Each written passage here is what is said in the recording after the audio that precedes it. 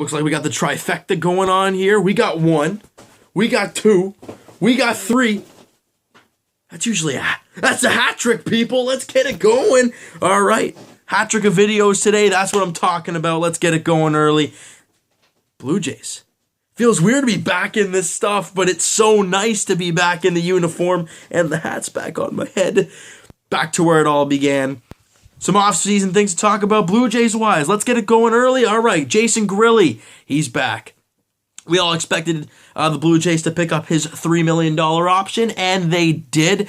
So there's more grilled cheese. There's going to be more grilled cheese fired up for the next season for the Blue Jays. So excited for that. I mean, come on. Will he be the same Grilli, though? That's the question we have. Be quiet. Let's enjoy it. He's back. The energy is back for Jason Grilli. So excited for that. That's the smallest thing. Let's keep it going. R.A. Dickey gets a 1-year deal, $8 million to the Atlanta Braves. So a couple things. 1, R.A. Dickey's playing again, or he will be playing next year. 2, he's not going to face the Blue Jays, so if you have any thoughts of him coming back to haunt the Blue Jays, it's the Atlanta Braves. Don't worry about it. What does that mean for Josh Thole, though? I mean, he was the personal catcher for R.A. Dickey last year, and really since he's been here. What does that mean for Josh Thole now? Do the Jays sign a backup catcher this offseason? Or do they run with Thole and Martin next year? I hope not. What does that mean for Thole? What do you guys think of that? Now, let's get to the 2 big things that are going on. Lourdes Gurriel Jr. I apologize if I pronounced it wrong. Let me know if I did. Lourdes Gurriel Jr. That's how I'm going to say it. 7-year deal, $22 million. The prospect Cuban player, 23 years old. Kind of a shock, I think. We all woke up seeing, if you saw the first bit, Blue Jays sign, you're thinking, no way. Edwin's back. And then you get this rookie. You get the 23-year-old. What do you guys think of this? I mean, he's a prospect. He'll most likely be playing short. I think they said shortstop in Double-A next year. What do you think? He seems like a versatile player. Kind of can play infield, outfield. He's a pretty quick player. He can hit the ball well. Like I said, speedy player, good glove. Very interesting. With a 7-year, $22 million, people see the $22 million and they're like, whoa, that's a ridiculous amount. There's what the heck are they doing? It's actually not really. Over 7 years, that only makes out to be just around $3 million a year. It's not that much. Maybe just over $1 million per year, or just over $3 million. It's not that much. I mean, in hindsight, in real life, heck, I'd take it, or I'll take it any day of the week. $3 million per year, absolutely. But in baseball terms, it's not a whole lot. So, there's no big risk when it comes to this thing, but that does hurt the cap when it comes to signing Edwin and Jose and Saunders and all the big Navarro, if you want to throw him in there. You never really know.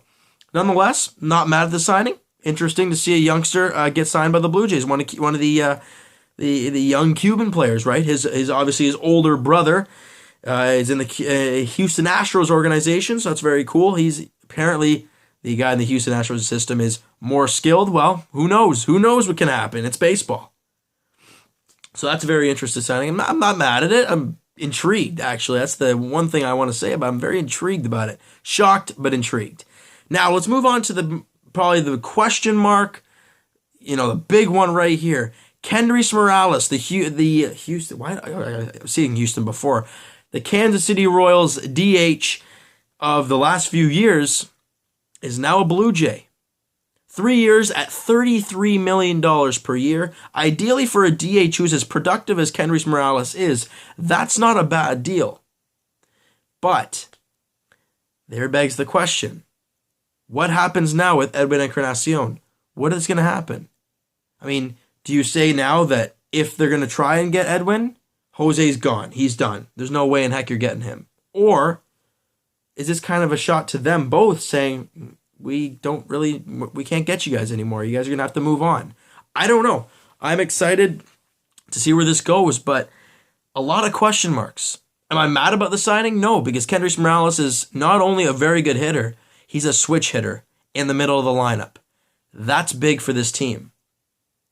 Not only can this guy hit home runs. He can hit for a decent average. Also, he's a switch hitter in the middle of the lineup. You know how the Jays are all these right-handed dominant guys. And the only really lefties we had, you could throw in Ryan Goins, Michael Saunders. I mean, Michael Saunders was great for the first half, but in the second half, he was kind of like just another bat in the lineup. Goins really couldn't get consistent in the lineup. Zeke, I guess, was the only really very good lefty bat for most of the year. But now, if you throw Morales in the middle of the lineup, he's a switch. No matter what pitcher comes out, he's playing to his advantage. Very interesting. I'm not mad with the move. If you're thinking not from a fan's perspective of you want Edwin back, it's a pretty good signing. It's not a ridiculous amount of money for a great hitter for not a long time. He's the same age as Edwin. Don't forget that. He's the same age at 33 years old. So a lot of questions. Can the Jays still sign Edwin and maybe be a permanent first baseman or kind of switch with Morales here and there? Who knows what's going to happen? Is Bautista kind of like getting the boot now, like you're gone? Or, I don't know what to expect. I have no idea what to expect. We went into the offseason saying, we want Edwin back. But really, we had no clue what was going to happen.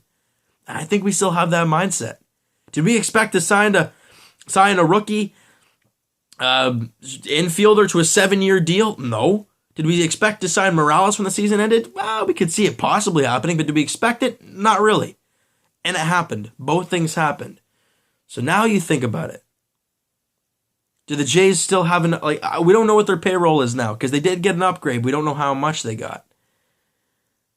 Do they have enough money to sign Edwin? Do they have enough money for Jose if they want to do that? Do they have enough money to even splash in free agency, a.k.a. Josh Reddick maybe, because they were interested in them? I'd be very intrigued to see Josh Reddick be a Blue Jay. I think he would be a fantastic piece for this club. It would just be a beauty. He's a great defender, big arm, very good bat. Not a big power bat, but a very good contact hitter. I think he would be a perfect signing for this club. I don't know what the next move is going to be. The next move could happen tomorrow. Edwin could get signed tomorrow. Reddick could be signed tomorrow. Who knows what's going to happen? Because Shapiro and Atkins like to move quick. They like to do their stuff. They like to get it done. It's going to be very interesting to see what happens in the next, few days to week or so before the winter meetings happen. A lot of questions. But the answers are starting to come. Kind of. So many more questions, though. So, guys, that is going to do it for this first edition, pretty much, of the Jays post off-season videos. It's nice talking Blue Jays again. If you guys enjoyed the video and you guys are excited for the more moves to come, hit that like button. I appreciate that. Hit the subscribe button if you guys love the videos. Keep pumping them out for us. This is our third video tonight. It's all good. I love doing them. And comment down below. Give me everything. What do you think of the Grilli extension, even though we love it? The Gurriel Jr. 7-year deal. Morales. Dickey gone. What do you think? What's Tolley going to do now? What are we thinking? Let me know everything. Possible free agents coming to Toronto.